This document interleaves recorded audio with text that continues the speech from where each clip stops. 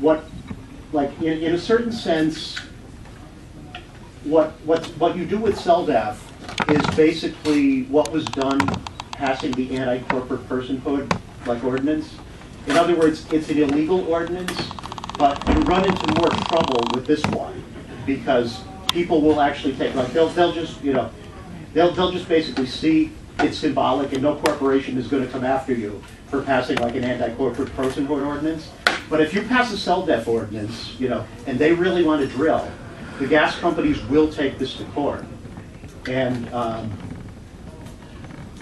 what I think we can do here, and this is something I want to take up like later on under the election issue, but what I think we can do is we can try to get the EPA, I mean it's a general idea to try for EPA intervention against Pennsylvania. Like one of the things I think we should be doing is writing Lisa Jackson, the administrator, you know, of the EPA, and like she did step in Dimock, for example, you know, and at least temporarily.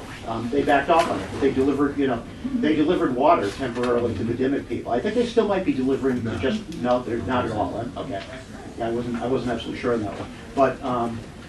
I think one of the things we can do is to, you know, try to write her, try to get the EPA to jump on the Pennsylvania DEP. But the other thing that I think might be an idea, and this is a thought I just had last night, is to try to get the EPA, like assuming we pass one of, like we could get these CELDAF ordinances passed in municipalities. So basically, like our rule would be to persuade municipalities, say, hey, they've taken your zoning rights away.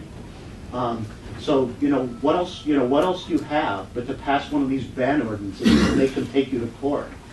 And what I think we can do if we go to court is that we can possibly get an amicus brief from the EPA saying that the drilling that they're doing is illegal, like it violates the Pennsylvania Constitution. Because Article 1, Section 27 of the Pennsylvania Constitution says that we have a right to clean air, pure water, the preservation of our scenic and cultural heritage. So, like, I think that's, like, at this point, it's a desperate strategy, but it's a valuable one. And the politics, which I want to discuss later, might play in our favor on this one. But, like, also, you know, I think now we also might be able to, like, I'm in touch with lawyers from the Center for Constitutional Rights. The Center for Constitutional Rights is interested in this issue, but like all they could do is write an amicus brief. You know? But if we had like an amicus brief from the Center for Constitutional Rights, an amicus brief from the EPA, that would be a lot of persuasive evidence in court. Anyway, okay. I'm sorry, Patrick. You used a lot of time, and I think there's some other people with things out here to say. They might be questions for you. Okay, that's fine. I didn't mean to hug the floor. Sorry about that. Okay. Yeah, one kind of sad bit of news is that Lisa Jackson, the head of the EPA, last week came out with a statement saying fracking is basically safe. So we've got an even worse situation there. Of course, funding for the EPA and for the EPA, the state and the federal funding for regulations are being cut. I was at a meeting a couple days ago where a woman with Alarm out of Carlisle monitors all the watersheds in Pennsylvania spoke. And if you want to get the word out there, they have a website and a phone number. It's ALLARM,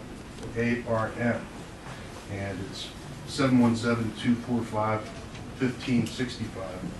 Things like bubbling in streams and rivers, you can test that. If you have a pyromaniac, it helps, but just light it. And if it catches on fire, you know that there's something to be reported, and you can report it to Alarm. If you see a water truck, especially in the rural areas where they're fracking, or even beyond, because they're taking our refuse water the whole way to Ohio. And if you see one with the back drain open, just dumping it into the water, you can report that too.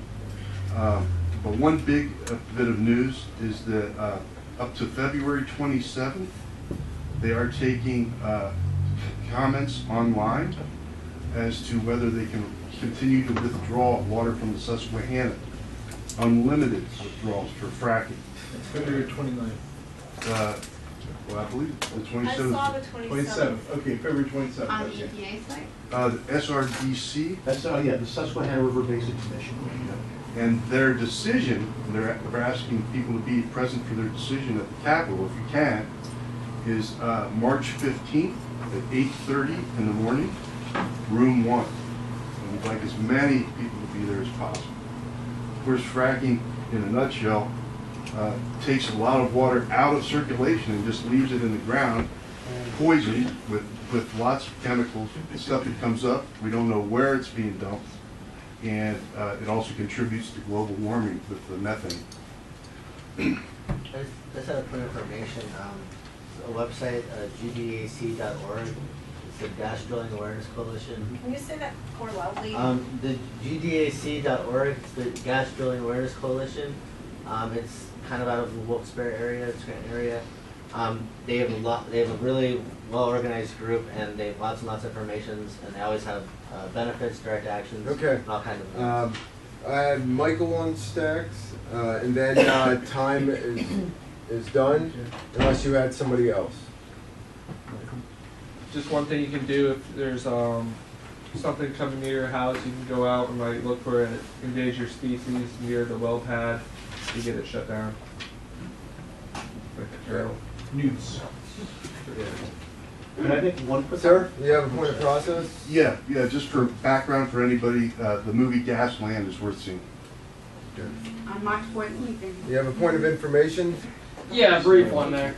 No, I sort of caught this. I don't know if there's a lot of research going against it at this point or going forward or what, but I caught this in various little bits of reading online that actually some of these earthquake and tremor type issues that various communities have been having outside of frac pads, it's being somewhat associated, at least in the talk, theoretically. Just something to be looked into. That's all. Just something to be looked into, I think. That's it. I'm sorry, March 14th, where? Your sign, college, your sign. Earth signs. Sorry. Okay, our next topic was the Trans-Pacific Partnership. I'm not sure, I don't remember who suggested that. What's that? The Trans-Pacific? That would be Right, Brett. That was Brett. okay, Brett. So I'm just going to be quick about this with some basic suggestions and why it's important right now. Jackie and other citizens activists, has anyone been any of the anti-free trade protests in America in the past 20 years? So anyone that has been realizes that the way to stop or change a free trade agreement is during negotiations. They're negotiating this right now. It's the same people that negotiated from Bush 1. It's the same group of rich guys representing corporations. They're probably going to be done negotiating this. The partnership already exists. They're trying to create the agreement, which so far what's been leaked out has been something like SOPA, where they can do IP access within the agreeing countries and shut down sites for all the other countries to have. They're going to get rid of Buy American so that instead of Buy American, you'll have to Buy Vietnamese. They're going to make it so that our drugs are in the global market that are priced at American prices will be priced in these other countries. So right now a lot of drugs that you can get in Canada for cheap because they own the same copyright and trademarks and stuff, they're going to make it so that they can unify that so that the American drug companies make more money abroad. All this can be changed with the American people saying this is wrong. If you remember, or if you, most people don't know, Obama and a couple of others passed the Korean Free Trade Agreement, the Colombian, and the Panamanian, I believe, were the ones passed a couple of months ago. As soon as it gets to Congress, it makes it incredibly difficult to force the negotiators to say, this is wrong. The only way that we can change these, and we've greatly modified the free trade area of the Americas. WTO in Seattle was huge for getting them to really water down that agreement, is through actions and getting your legislators to say, when this gets to Congress, I don't want this provision to be in there. Because once it gets to Congress, then it's really, really impossible to change agreements because they're made by the countries beforehand. So what we can do is essentially, first of all, I think almost everyone in Pennsylvania knows someone who's been adversely affected by free trade. We got to find those people and we got to get them out there.